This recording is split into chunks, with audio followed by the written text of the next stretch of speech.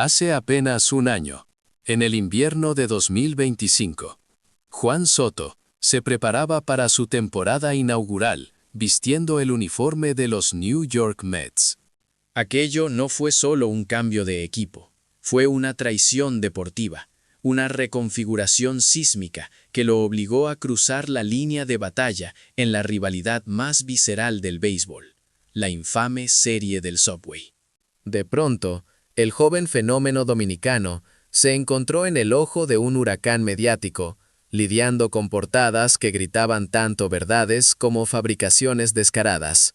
Solo Soto, en el silencio de su camerino, sabía qué relatos eran ciertos.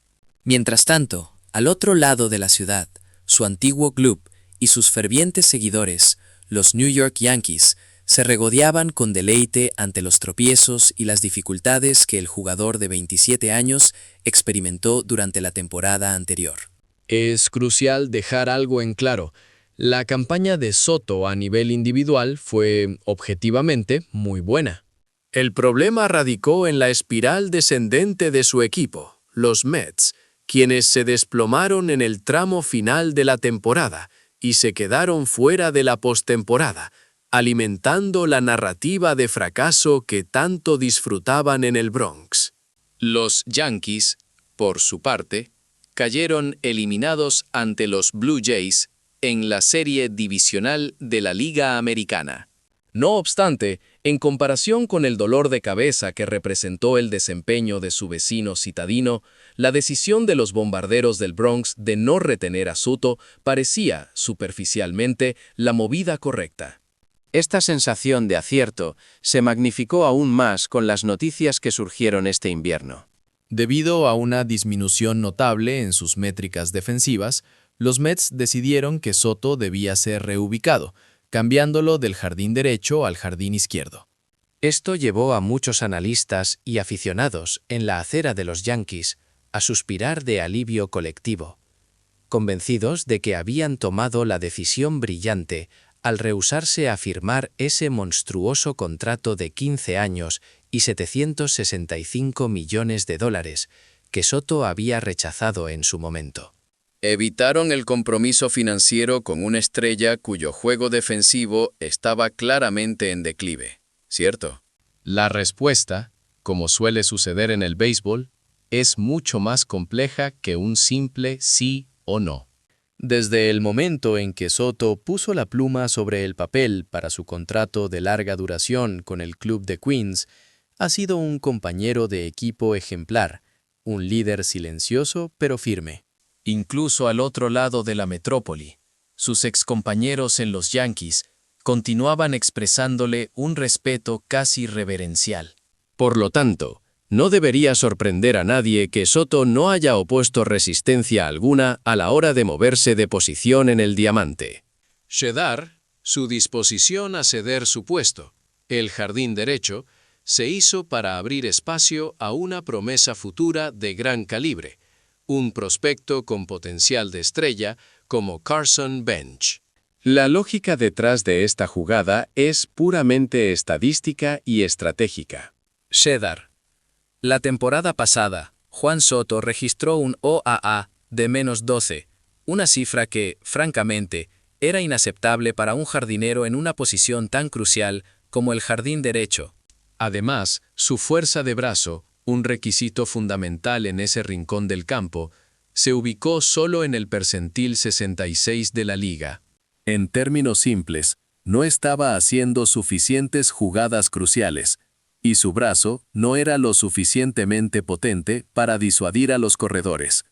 Los Mets, analizando estos datos fríos, apuestan a que la transición al jardín izquierdo, una posición menos exigente en términos de cobertura y exigencias del brazo, resultará ser la solución perfecta para Soto. Hay un precedente alentador. En el año 2019, Soto registró un OAA de +5 en el jardín izquierdo. Un retorno a ese nivel de desempeño defensivo sería más que suficiente para un jugador con su bate. Además, la fuerza de su brazo tendrá mucho menos impacto negativo jugando el jardín izquierdo en el Citi Field y en la mayoría de los estadios de la MLB. Por su parte, Bench ha jugado consistentemente en el jardín derecho a lo largo de su carrera universitaria, y su potencia de brazo es significativamente superior a la de Soto. Como se dice en el argot beisbolero, hace todo el sentido del mundo. Es una movida de ajedrez donde el equipo sacrifica la comodidad del presente por la optimización futura. Sin embargo, hay que enfatizar un punto crucial. No todas las superestrellas tienen la mente tan abierta como Juan Soto cuando se trata de cambiar de posición. Piensen, por ejemplo, en Rafael Devers. El toleterero dominicano se aferró con tal tenacidad a la tercera base en Boston que al final la resistencia ante la lógica defensiva contribuyó a que fuera traspasado a los San Francisco Giants. El contraste es abismal. La capacidad de Soto para poner el liderazgo del equipo y el compromiso con la victoria por encima de su ego personal y la comodidad de su posición habitual es lo que lo diferencia. Esta madurez y visión a largo plazo es una victoria en sí misma para los Mets, incluso antes de que la temporada de 2026 dé inicio. Mientras los Mets celebran la humildad de su nueva estrella, es innegable que los Yankees sacaron provecho del talento de Cody Bellinger la temporada pasada, particularmente en el aspecto defensivo. Jugando en el jardín izquierdo, Bellinger se situó en el top 93% en OAA y en el top 91% en alcance. Si bien la potencia de su brazo no es la más sobresaliente del mercado, sigue siendo superior a la del brazo de Soto, al menos según las estadísticas recientes. Pero hay un factor atenuante importante. Esta será la primera temporada de Soto en el jardín izquierdo en mucho tiempo. Y como ya se mencionó, esta posición es mucho menos demandante que el jardín derecho. Si Bellinger fuera colocado en el jardín derecho, posición actualmente ocupada por el capitán Aaron Judge, es muy probable que esas mismas estadísticas de alcance y OAA no resultaran tan impresionantes, dada la dificultad inherente de la posición. Es difícil, por no decir imposible, comparar a un pelotero como Soto con cualquier otro jugador en el béisbol moderno. Su impacto ofensivo es tan profundo y trascendente que con solo mantener un nivel de competencia aceptable en el outfield, compensará con creces cualquier deficiencia defensiva que pueda surgir. Su bate no solo iguala la balanza, sino que la inclina violentamente a favor de su equipo. Para poner esto en perspectiva, la temporada 2025, de la que se regodeaban los fanáticos de los Yankees, ni siquiera se consideró uno de los mejores años en la carrera meteórica de Soto. No obstante, incluso en un año que, para él, fue de ligero bajón, su presencia en el plato fue una fuerza de la naturaleza. Aquí es donde la narrativa debe enfocarse en los números que definen la inmortalidad ofensiva. En las métricas anteriormente citadas, no hemos incluido sus 43 cuadrangulares, sus asombrosas 127 bases por bolas, ni su récord personal de 38 bases robadas. Detengámonos un momento en esa última cifra, 38 bases robadas. Esto demuestra un compromiso físico y una explosividad que muchos no le atribuían, especialmente a un jugador que se estaba cuestionando su ética defensiva. Soto es una máquina de crear carreras, un catalizador ofensivo en cada turno.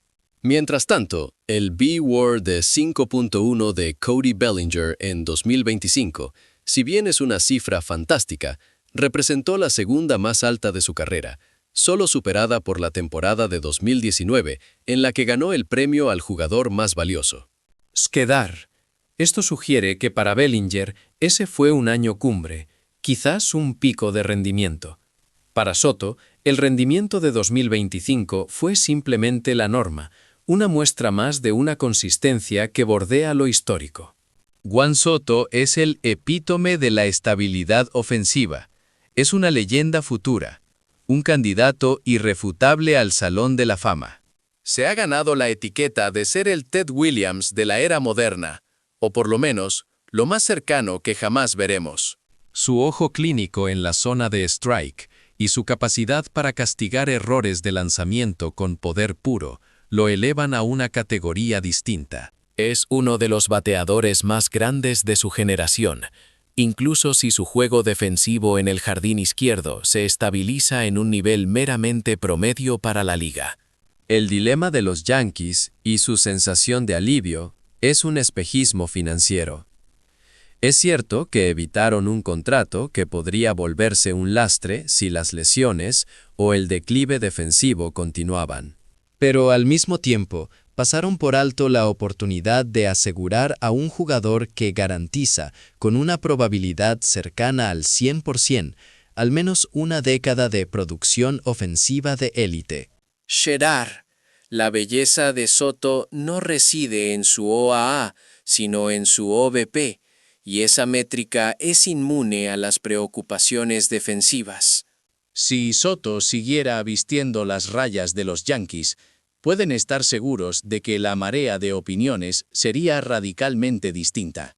Los aficionados y la prensa del Bronx se alinearían fervorosamente en el ayuntamiento mediático para defenderlo, minimizando cualquier deficiencia defensiva y amplificando, con razón, su genialidad con el madero. Dirían que su poder y su disciplina en el plato son un arma tan devastadora que cualquier error con el guante se perdona instantáneamente. Al final, la jugada maestra de los Mets no fue solo obtener a Soto, sino inspirar el tipo de liderazgo humilde que permite a un superastro moverse para el bien común. Mientras los Yankees miran con nostalgia el potencial ofensivo que dejaron escapar por miedo a un contrato, los Mets se regocijan con un fenómeno ofensivo que, año tras año, reescribe los libros de récords, incluso si lo hace desde una nueva ubicación en el jardín izquierdo. La defensa se entrena. La capacidad ofensiva histórica de Juan Soto es un regalo generacional. Y ese regalo ahora pertenece a Queens.